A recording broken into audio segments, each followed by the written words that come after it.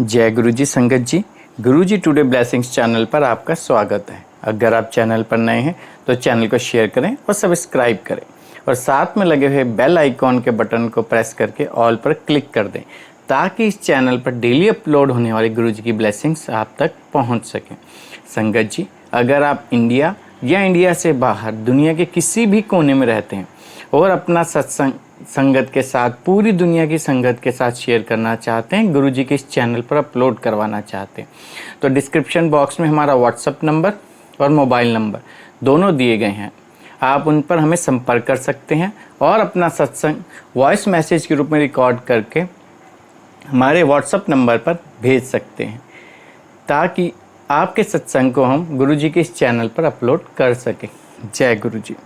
संगत जी, आज का जो सत्संग है वो बहुत प्यारा सत्संग है, बहुत भावुक और दिल को छूने वाला सत्संग है। ये सत्संग, संगत जी, सत्संग के बारे में आपसे ज़्यादा मैं कुछ नहीं कहूँगा, आप खुद सत्संग को सुनिए और महसूस कीजिए। ये सत्संग हमें भेजा है फरीदाबाद से नवीन अंकल जी ने। संगत जी, इस सत्संग के अंदर वो ब्लेसिंग्स हैं जो आप जब सुनेंगे तो आपको खुद ब खुद महसूस होंगी। साथ ही में संगत जी, ये दास आपसे हाथ जोड़ के विनती करता है कि सत्संग के बीच में अंकल जी कुछ क्षण के लिए भावुक हो गए थे। मुझे लगता है कि उनके आंसू निकल रहे होंगे उस समय पे, सत्संग के बीच में जब वो सत्संग शेयर कर रहे थे। उस समय पे, उन क्षणों में संगत जी, आप अंकल जी के साथ जुड़े रहिएगा, तार से तार मिला के रखिएगा। आपको बहुत आनंद आएगा सत्संग में, बहुत ब्लेसिंग्स मिलेंगी आपको। चलिए सत्संग स्टार्ट करते हैं। जय गुरु जी। जय गुरु जी। गुरु जी के श्री चरणों में प्रणाम। गुरु प्यारी संगत को जय गुरु जी। संगत जी, आज का ये सत्संग मेरा शुरुआती दिनों का है। जिस वक्त गुरु जी ने मुझे पहली बार सत्संग में इनवाइट किया, सत्संग में बुलाया, क्योंकि बहुत दिल से मांग रहा था। उस समय जब गुरुजी ने मेरा हाथ थामा, कोविड का टाइम था, बड़े मंदिर सब बंद थे और कुछ लिमिटेड ही सत्संग हुआ करते थे। तो हुआ यूँ कि जब मेरे गुरुजी ने हाथ थामा था तो मैं ढूंढता रहता था कि कैसे पता लगेगा, किन से पता लगेगा, कैसे जानकारी और मिलेगी। यूट्यूब पे तो हालांकि मैं देखता रहता था, तो आसपास में कोई संगत हो जिससे मुझे कुछ सत्संग के बारे में पता लगे। तो इसी दौरान एक दिन स्टेटस पे, हमारे यहाँ एक सीमा आंटी हैं, उन्होंने गुरुजी का स्टेटस लगा रखा था। बस फिर क्या था, स्टेटस देखते ही मैं सीधा उनके घर पहुंच गया और आंटी से पूछा कि आपने ऐसे ऐसे स्टेटस लगा रखा है गुरुजी का। तब उन्होंने बताया कि हम तो पहले से जुड़े हुए, लेकिन मुझे ये बात नहीं पता था, मालूम उसी दिन चला स्टेटस देख के। तब मैंने बड़े उनसे रिक्वेस्ट करी कि मुझे बताओ कैसे कैसे क्या क्या होता है, कैसे। तो आंटी ने कहा कि ऐसे ऐसे जो सत्संग जहाँ होगा तो मैं आपको मैसेज कर दूंगी, आप जाना गुरुजी के सत्संग में, देखना सुनना, इस तरीके से होता है। तो थोड़ा बहुत उन्होंने मुझे बताया सत्संग के बारे में। तो कुछ ही समय बाद आंटी का मैसेज आया कि गुरुजी ने आपको सत्संग में बुला लिया। तो वो पहला सत्संग था मेरा। तो उस सत्संग में जब मैं गया, बैठा, सुना, शब्द वाणी सुनी, बहुत अच्छा लगा, बहुत बहुत अच्छा लगा। और उससे पहले मैं आपको संगत जी एक चीज़ बता दूं कि स्वरूप के लिए मैं सीमा आंटी के बिल्कुल पीछे पड़ गया था कि मुझे स्वरूप चाहिए। तो जिस दिन मैं उनसे जिद कर रहा था, पीछे लगा था कि मुझे स्वरूप चाहिए, गुरुजी का कैसे मिलता है, किस। और किस तरह से। तो उन्होंने कहा ठीक है, मैं स्वरूप के लिए सेवादार अंकल को बोलती हूँ तो आपको स्वरूप भी मिल जाएगा। मैंने कहा जय गुरु जी। आप सीमा आंटी ने कहा अभी फ़िलहाल मेरे पास में एक लॉकेट स्वरूप है, अगर आपको वो चाहिए तो। मैंने कहा मुझे तो चाहिए, अब कुछ भी मिले, मैं तो मतलब एक तरीके का भूखा बैठा था। तो वो लॉकेट स्वरूप लेके बड़ी खुशी खुशी में घर आया। उसी दिन मैंने गुरु जी का लॉकेट स्वरूप धारण किया गले में। तो सत्संग में जब मैसेज आया मुझे सत्संग का सीमा आंटी के थ्रू, तो उस सत्संग में गया और जाने से पहले गुरुजी से मन ही मन अरदास कर रहा था, गुरुजी अकेला तो मैं कैसे निभा पाऊँगा, घर में कोई अगर आंटी को भी जोड़ लो तो मेरी राह आसान हो जाएगी, ताकि कोई दिक्कत नहीं आएगी। क्योंकि आंटी ये सब कभी नहीं मानती थी, वो कभी विश्वास नहीं करती थी इस तरह से कि कोई गुरु वगैरह ये सब। माफ़ करना संगत जी जैसे मैं बोल रहा हूँ गुरु जी के लिए, लेकिन जो उस समय जो परिस्थितियाँ थी मेरे साथ में, जो समय था जो मेरा, तो मैं उस हिसाब से गुरु जी से मांग रहा था। तो उस दिन मैंने आंटी को एक पहली बार मैंने कहा घर के नज़दीक ही सत्संग है, और अगर इस तरीके से है, अगर तुम चलो तो विश्वास से थोड़ा सा, और अगर तुमको अच्छा लगेगा तो तुम बैठना, नहीं तो तुम 10 मिनट बाद ही उठ के आ जाना, कोई रोक टोक नहीं है, बाकी तुम चलो एक बारी मेरे साथ में। तो वो भी तैयार हो गई झटपट कि चलो ठीक है। अब आंटी साथ में आई, बैठी, मैं भी बैठा पहले फिर, और दरबार इतना सुंदर सजा हुआ देखा, गुरुजी का स्वरूप देखा, दरबार संगत, ये मेरा पहला एक्सपीरियंस था। मन को बड़ी खुशी हो रही थी बैठ के। और उस दिन गुरुजी ने मुझे सबसे आगे बिठाया अपने चरणों के पास, सबसे आगे बैठा, और आगे बैठ करके जहाँ दरबार था, अब शब्द बाणी तो इतनी जल्दी समझ में नहीं आती शुरू में, तो मैं सिर्फ देखे जा रहा था, सुन भी रहा था, ध्यान भी दे रहा था। तो गुरुजी के चरणों की जो सजाए हुए थे, गुलाब की पंखुड़ियों से सजावट की हुई थी, तो पता नहीं क्या मेरे मन में आया, तो मैंने मन ही मन में बोल दिया, आपके पास तो गुरुजी इतने सारे फूल हैं, एक मेरे को भी दे दो। बस इतना बोला। उसके बाद में थोड़ी देर बाद मैंने, कब मेरी आंखें बंद हो गई मुझे नहीं पता संगत जी, और थोड़ी देर के बाद मेरी आंखें जब खोल के देखता हूँ तो मेरे आगे गुलाब की एक पंखड़ी, जो कि पहले एकदम साफ़ सुथरा कारपेट बिछा हुआ था, एक गुलाब की पंखड़ी मेरी गोदी के आगे पड़ी। मैंने चुपके से वो पंखड़ी उठाई और शुक्राना किया। मैं समझ गया गुरुजी ने दिया है ये पंखड़ी, क्योंकि मैंने दिल से मांगी थी उनसे, एक गुलाब की पंखड़ी मुझे भी दे दो, अपना आशीर्वाद स्वरूप। अब पूरा सत्संग हुआ, आंटी भी बैठी रही, आंटी का भी मन लगता रहा वहाँ पे, बहुत अच्छा लगा उनको भी। और पूरा सत्संग हुआ। वो गुलाब की पंखड़ी मैंने जेब में रख ली थी, लंगर किया। उसके बाद में जब उठ के जाने लगे तो उसी सत्संग में वो सेवादार अंकल, जो सीमा आंटी के पीछे मैं पड़ा हुआ था, तो वो स्वरूप लेके आए थे। तो सत्संग के बाद में मुझे सीमा आंटी ने वो स्वरूप भी दिया। अब स्वरूप मिलते ही मेरा खुशी का ठिकाना नहीं रहा कि मेरे पास तो गुरुजी आ गए। अब मैं आंटी के साथ घर आया तो दो खुशी। आंटी को घर पे आके बताया कि मैंने ऐसे ऐसे गुरुजी से एक गुलाब की पंखुड़ी मांगी और उन्होंने तुरंत दे दी। तो मैंने आंटी को बोला कि ऐसा करो, इस गुलाब की पंखुड़ी को अपने बटुए में रख लो, अपने पर्स में, और मैं ये स्वरूप फ्रेम होने के लिए दे के आता हूँ दुकान पे।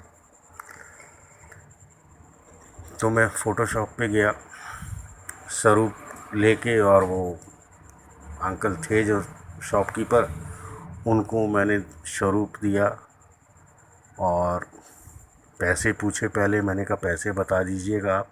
तो स्वरूप उन्होंने उल्टा रख के वाइट साइड से उन्होंने साइज नापा और मेरे को पैसे बता दिए, और पैसे थोड़े से उस, अब मेरे लिए ज़्यादा थे, क्योंकि मेरे पास में अभी वो आर्थिक बहुत तंगी चल रही थी। अब मैंने उनको हाथ जोड़ लिए, मैंने अंकल थोड़ा सा कुछ अगर रियायत कर सकते। जब तक शॉपकीपर भैया ने क्या किया कि स्वरूप को उल्टा सीधा किया, जब उन्होंने गुरु जी का स्वरूप देखा तो उन्होंने मेरे आगे हाथ जोड़ दिए और बोले, अंकल ये तो गुरु जी हैं। मैंने हाँ जी। तो उन्होंने मेरे आगे हाथ जोड़ के क्या बोला, संगत जी, अंकल आप मुट्ठी बंद करके मुझे जो दोगे मैं मुट्ठी बंद करके रख लूँगा।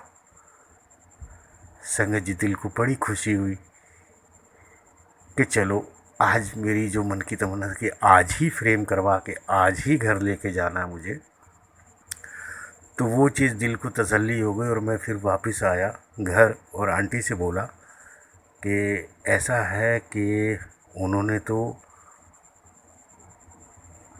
इसने इतने पैसे बताए स्वरूप के। अब आंटी को गुस्सा आ गया। आंटी ने कहा, तुम चले जाते हो बिना बोले, बिना ऐसे सोचे समझे। अब घर में तो एक पैसा नहीं है, ये देखो बटुआ मेरा। गुस्से में बटुए को पर्स खोल के मेरे आगे किया। संगत जी, उसमें 500 का नोट था। अब वो 500 का नोट कहाँ से आया जब घर में कोई पैसा ही नहीं था? तो वो 500 का नोट कहाँ से आया संगत जी? क्योंकि वो जो अपने आशीर्वाद स्वरूप जो गुरु जी ने गुलाब की पंखुड़ी दी थी, और मैंने आंटी को कहा इसे पर्स में रखना। आधा घंटे पहले ही आंटी ने वो पर्स में रखा था और वो 500 का नोट। अब वो 500 का नोट जब मैंने लिया आंटी से, तो मैंने कहा, अब तुम मुझे बताओ कि और ज़रूरत की चीज़ें क्या क्या चीज़ लानी है।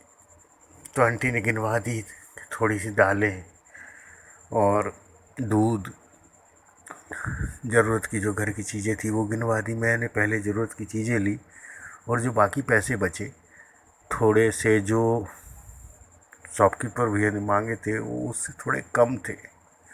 अब मुझे थोड़ा सा वो लगने लगा मन में। मैंने कहा, गुरु जी ने दिए भी और मैंने अपनी ज़रूरतों पे खर्च कर लिए। फिर भी गया शॉपकीपर के पास में। उन्होंने फिर जैसे बोला था, मैंने मुट्ठी बंद करके डरते हुए उनको हाथ बढ़ाया। उन्होंने मुट्ठी बंद करके ही मेरे से पैसे लेके और अपने गले में डाल दिए। देखा तक नहीं, वो पैसे लिए और उन्होंने मुझे स्वरूप दे दिया। बड़ी खुशी खुशी घर लेके आया गुरु जी को। मन में जो खुशी थी शायद मैं शब्दों में बयान नहीं कर सकता आपको संगत जी। उस दिन गुरु जी को घर में वेलकम किया, उनको स्थापना करी, जगह दी घर में। और उस दिन उनसे बोला कि गुरु जी, आज आप अपने बेटे के घर में आए और हमेशा हमारे साथ रहना, हर पल हमारे साथ रहना। अब ये आपका घर है, आपके बच्चे हैं, आपका परिवार है। उस दिन के बाद संगत जी, चाहे कैसा भी रहे, हमारा परिवार कुछ इस तरीके से चलता था कि मैं अभी भी 3 साल हो गए, मेरी बिटिया सिर्फ एक घर में कमा रही है। जो पैसे उसको उस समय मिलते थे आज भी उतने ही मिल रहे हैं। पहले दिक्कतें ज़्यादा थी, लेकिन अब पता ही नहीं चलता कैसे काम निकल जाते हैं, कैसे काम हो जाते हैं, क्योंकि करवाने वाले तो बैठे हैं ना पापा जी। वो अपने हिसाब से सब कुछ पूरा कर देते हैं। पहले कुछ तंगी भी हो जाती थी, दिक्कतें भी हो जाती थी, लेकिन अब ऐसी दिक्कतें उतनी ज़्यादा नहीं होती जितनी पहले होती थी। आपको एक छोटा सा सत्संग और शेयर करता हूँ साथ में। एक दिन मैं ऐसी शॉप के सामने खड़ा था। अब पता नहीं संगत जी, जैसे छोटे बच्चे का मन कर जाता है, मेरा टॉफ़ी खाने को मन कर गया। टॉफ़ी खाने का मन किया और इतना ज़्यादा मन ललचाने लगा कि जेब में 1 रुपया भी नहीं था संगत जी टॉफ़ी खाने के लिए। उस दिन मेरा मन भर आया और मैं घर पे आके फूट फूट के रोया गुरुजी के आगे कि ये आज कौन सा कर्म मेरा ऐसा है। कभी 1,00,000 1,50,000 रुपया कमाने वाला इंसान आज 1 रुपये, कभी जीवन में ऐसा सोचा भी नहीं था कि मैं 1 रुपये की टॉफ़ी के लिए तरसूंगा। बस इतना बोला उनको। और उस दिन फिर शाम को मैसेज आ गया सत्संग का।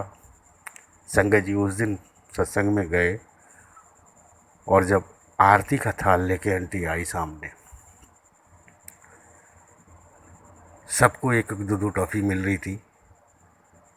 मेरे पापा जी ने मुझे मुट्ठी भर के टॉफ़ी दी कि रोता क्यों, टॉफ़ी खाने का मन है, टॉफ़ी खा। और ऐसे उस दिन के बाद मेरी तमन्नाएं सारी पूरी होती गई। कभी भी एक पिता ने अपने बच्चे के लिए जैसे मन में कामना करी, उसी समय मुझे खिलाने खाने पीने की कभी भी आदत लगी हुई थी शुरू से। संगत जी उसके बाद तो जो भी चीज़ मेरे को कभी ऐसी कामना करी और चंद सेकंड में कोई ना कोई किसी ना किसी के बहाने से गुरुजी भिजवा देते थे। ऐसे ही एक दिन ऐसा हुआ, शाम को 4 बजे हमारे घर में चाय बनती है, गुरुजी को देते हैं चाय पहले, उसके बाद फिर हम अपना कप रखते हैं। तो मेरा मन पता नहीं क्या कर गया कि उस दिन के इस चाय के साथ में, अगर हमारे यहाँ पे एक स्वीट हाउस है तो समोसे बहुत अच्छे बनाते हैं, तो मैंने कहा अगर इस चाय के साथ में समोसा उस शॉप का होता तो आज मज़ा ही आ जाता। संगत जी सिर्फ मुश्किल से 4 सेकंड गुजरे होंगे और एक शख्स दरवाज़ा खटखटाया और बोलता है लो समोसे खाओ। अब आंटी मेरा मुँह देख रही, मैंने इशारा किया कि आज तुम ले लो इससे समोसे, क्योंकि ये नहीं लाया, ये मेरे पापा ने भी मंगवाए हैं। अब देखो कितनी जल्दी सुनते हैं, पर कितनी जल्दी सुनते हैं। बस दिल से मान के देखो, पुकार के देखो, पिता है, हर एक चीज़ समझते हैं, हर एक चीज़ को जानते हैं और सिर्फ चंद सेकंड में गरम गरम समोसे सामने पेश कर दिए, ले बेटा खाओ। तो ये कुछ छोटे छोटे ऐसे ऐसे सत्संग तो मेरे पास बहुत है संगत जी। आज के लिए ये सत्संग को मैं यहीं विराम देता हूँ। जय गुरु जी, शुक्राना गुरु जी, लख लख शुक्राना गुरु जी, कोटि कोटि नमन गुरु जी। कोई गलती हो तो माफ़ कर देना गुरु जी। जय गुरु जी, शुक्राना गुरु जी।